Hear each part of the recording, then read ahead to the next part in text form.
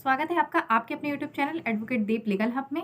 आज के इस वीडियो में हम बात करेंगे कि चार्जशीट क्या होती है, इसे कब दाखिल किया जाता है, दाखिल करने के बाद क्या होता है, और अगर पुलिस किसी मामले में ये समझती है कि ये मामला बनता ही नहीं है, कोई केस बनता ही नहीं जिसके खिलाफ शिकायत कराई गई है, तो ऐसे में पुलिस आरोप पत्र दाखिल करती है या नहीं करती है। और साथ में ही अगर एक निश्चित समयावधि में अगर पुलिस आरोप पत्र दाखिल नहीं करती, चार्जशीट दाखिल नहीं करती है, तो ऐसे में क्या होता है, आपके पास क्या अधिकार होते हैं। तो आज के इस वीडियो में सारी चीज़ों पर बात की जाएगी, क्योंकि हमारे चैनल पर कई बार कुछ वीडियोस में कमेंट आ चुका है कि मैम आप चार्जशीट के बारे में एक डिटेल में वीडियो बनाएं। तो आपके जो भी कमेंट रहते हैं उस पर ध्यान जरूर दिया जाता है। कुछ कुछ अगर मिस हो जाता है तो वो अलग बात है, लेकिन ध्यान हमें जरूर रहता है कि आपने किस टॉपिक पर वीडियो बनाने को कहा था। तो आज का ये वीडियो उन लोगों के लिए है जिन्होंने चार्जशीट पर वीडियो बनाने के लिए डिमांड की थी। तो अगर हम चार्जशीट की बात करें तो सबसे पहले तो हमारा ये जानना जरूरी है कि इसे हम हिंदी में आरोप पत्र कहते हैं और कानूनी भाषा में हम इसे चालान कहते हैं। तो पुलिस के द्वारा तैयार की गई रिपोर्ट होती है जिसके द्वारा अभियुक्त को कोर्ट के सामने ट्रायल के लिए पेश किया जाता है। इसमें किन किन चीजों का वर्णन होता है, तो अपराध की सारी जानकारी जैसे अभियुक्त का नाम, पता, उसके खिलाफ किस धारा में कार्यवाही की गई है, साक्ष्य आदि का इसमें पूरा विवरण होता है, जिसे देख करके आसानी से समझा जा सकता है कि किसके खिलाफ किस धारा में क्यों रिपोर्ट हुई है, किस किस लिए उसे अभियुक्त बनाया गया। तो सारी चीजें उसमें चार्जशीट में होती हैं।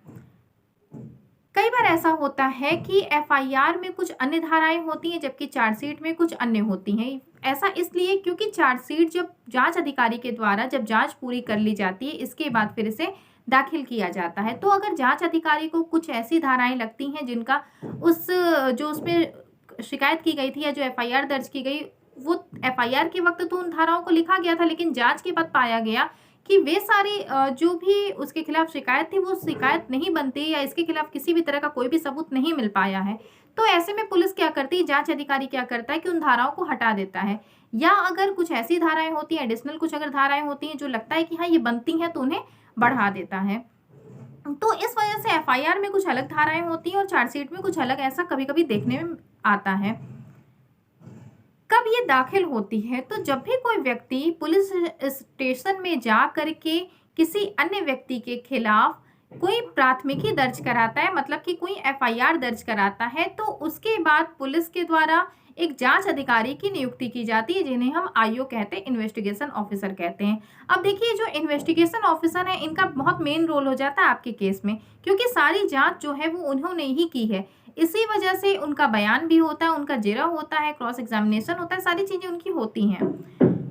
तो जब आईओ नियुक्त किया जाता है तो जांच के लिए आईओ नियुक्त होने के बाद फिर वो ये तय करते हैं कि केस आगे चलने लायक है या केस आगे चलने लायक नहीं है। क्योंकि जब उन्हें अगर लगता है कि हाँ उनके पास उससे संबंधित जो प्राथमिकी जो दर्ज कराई गई उससे संबंधित सारे उनको सबूत मिल जाते हैं, उन्हें ये लगता है कि हाँ ये केस बनता है, तो फिर ये डिसाइड करते हैं कि हाँ ये केस आगे चल सकता है। अगर आगे चल सकता है तो वो आरोप पत्र उसमें प्रेषित करेंगे, कोर्ट में दाखिल करेंगे, और अगर उन्हें नहीं लगता है कि ये केस आगे नहीं चल सकता तो वे एफआर लगाएंगे। अब ये एफआर क्या होता है, ये किस धारा के अंतर्गत लगता है, और एफआर लगने के बाद क्या केस फिर से रिओपन हो सकता है या नहीं, इसके बारे में अभी आपको डिटेल में लास्ट में बताया जाएगा।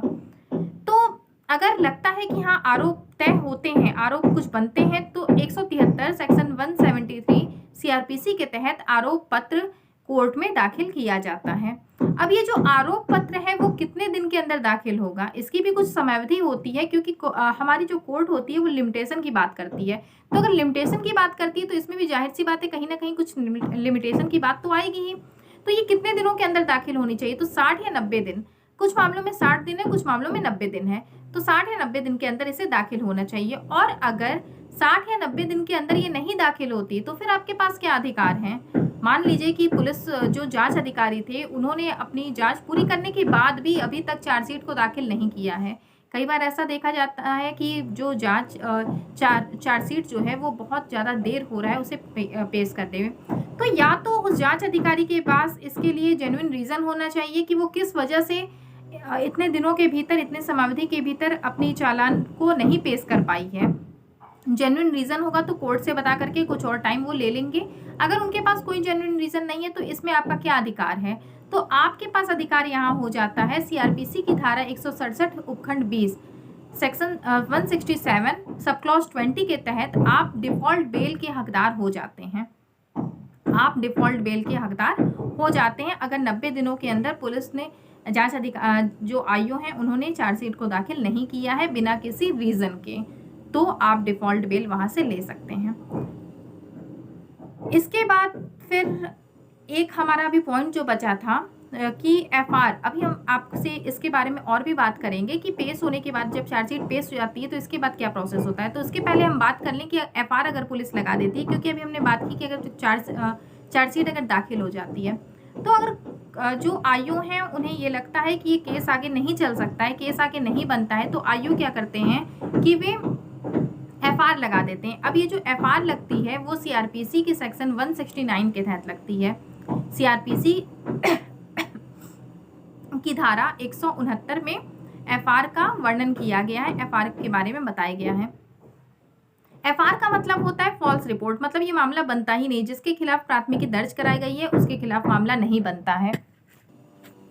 अगर मामला नहीं बन रहा है तो पुलिस एफआर लगा देगी, वो लगाएगी सीआरपीसी के सेक्शन 169 के तहत। एफआर लगने के बाद फिर अगर जिसने एफआईआर करवाई थी, जिसने जाकर के प्राथमिकी दर्ज करवाई थी, उसे इस बात की सूचना दी जाती है कि आपने जो प्राथमिकी दर्ज कराई है उसमें किसी भी तरह के कोई भी सबूत नहीं मिल पाए हैं और ऐसा मामला नहीं बनता हुआ प्रतीत होता है, इस वजह से इस मामले में फॉल्स रिपोर्ट लगाई जा रही है। अब जिसने आपके खिलाफ रिपोर्ट करवाई थी अगर वो चाहे तो फिर से कोर्ट में एप्लीकेशन दे करके उसे रीओपन कराने, री इन्वेस्टिगेशन की मांग कर सकता है, किसी अन्य ऑफिसर के थ्रू भी करवाया जा सकता है ये मांग। मतलब कि जो आईओ थे उन्हें चेंज करके किसी अन्य आईओ को नियुक्त किया जाए और उनके द्वारा इस मामले में इन्वेस्टिगेशन करवाई जाए, ऐसी मांग डिमांड की जा सकती है। फिर अगर किसी अन्य ऑफिसर के द्वारा अगर उसमें इन्वेस्टिगेशन होता है, उसमें अगर मामला बनता है तो चार्जशीट दाखिल हो जाएगी और अगर मामला नहीं बनता है तो फिर से उसमें एफआर लगा दिया जाएगा। अब हमारा एक लास्ट पॉइंट है इसमें कि पेश होने के बाद अगर चार्जशीट पेश हो गई तो इसके बाद फिर क्या होगा।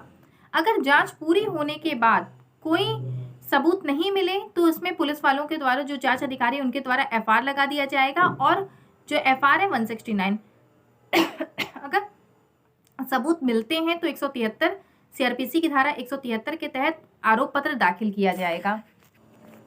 इसके बाद फिर आरोपी व्यक्ति के पास सम्मन भेजा जाता है। जो सम्मन क्या होता है, सम्मन एक कोर्ट का कानूनी पत्र होता है, कोर्ट के द्वारा भेजा गया, जिसमें कि कोर्ट की मुहर भी लगी होती है और उसमें तारीख पेशी भी बताई गई रहती है कि किस तारीख पर अभियुक्त को न्यायालय के समक्ष हाजिर होना है और उस दिन पर आपको न्यायालय के समक्ष जाना होता है। अगर आपके खिलाफ जो केस किया गया वो जमानती है तो आपको तुरंत ही जमानत वहां से मिल जाती है। अगर वो अजमानती है तो आपको अपने लिए वहां से आपको पहले ही अपने वकील से बात करके जमानत के सारे प्रोसेस को आपको पूरा करा लेना चाहिए, क्योंकि ऐसे मामलों में क्या होता है कि आपकी तुरंत ही गिरफ्तारी वहां से संभव हो जाती है। तो ये हमारी पूरी चार्जशीट की प्रक्रिया है, जिसके बारे में आज के इस वीडियो में आपको बता दिया गया कि चार्जशीट क्या होती है, कब दाखिल की जाती है, कब दाखिल नहीं की जाती है, 90 दिनों के अंदर अगर दाखिल नहीं की जाएगी तो इसका क्या प्रोसेस है, अगर पुलिस एफआईआर लगाती है तो किस सेक्शन में लगाती है। तो इस तरह की सारी चीज़ों के बारे में आज के वीडियो में आपको बताया गया। अगर इसके अलावा भी आपको किसी भी चीज़ से संबंधित कोई भी जानकारी चाहिए तो आप नीचे कमेंट बॉक्स में लिखिए। अगर आप हमसे बात करना चाहते हैं तो आपको डिस्क्रिप्शन में व्हाट्सएप नंबर मिल जाएगा, उस नंबर पर आप व्हाट्सएप करिए, आपको पूरा वहाँ से डिटेल मिलेगी किस तरीके से आप हमसे संपर्क कर सकते हैं। वीडियो को लास्ट तक देखने के लिए बहुत बहुत धन्यवाद। चैनल पर नए हैं तो सब्सक्राइब करना बिल्कुल मत भूलिए।